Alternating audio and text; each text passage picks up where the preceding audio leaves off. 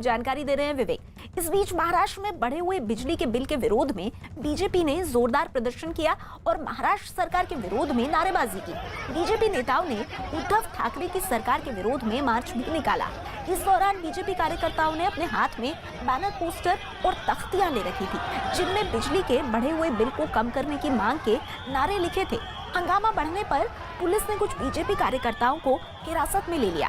BJP नेताओं ने दावा किया कि वो जनता के हक की लड़ाई लड़ रहे हैं और जब तक बढ़े हुए बिजली के बिल कम नहीं होंगे वो इस लड़ाई को जारी रखेंगे।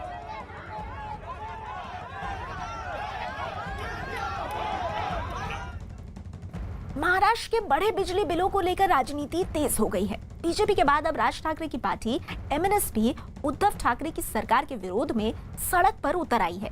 एमएनएस ने उद्धव सरकार को 3 दिन के भीतर बढ़े बिजली के बिल वापस लेने की मांग की और चेतावनी दी कि अगर ऐसा नहीं हुआ तो 26 नवंबर से एमएनएस पूरे राज्य में आंदोलन करेगी।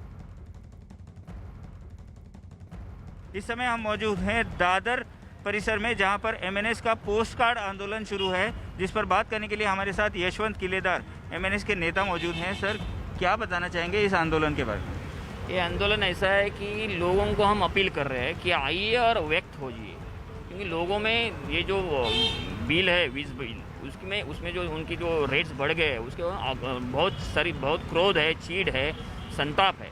और वो संताप, वो जो पब्लिक क्राई है, वो मुख्यमंत्री महोदय उनकी ओर से उनके तरफ पहुंचाने के लिए हम ये उपक्रम कर रहे हैं। बेसिकली कल मुख्यमंत्री साहब ने एक फेसबुक लाइव लिया, लाखों लोगों ने सुना।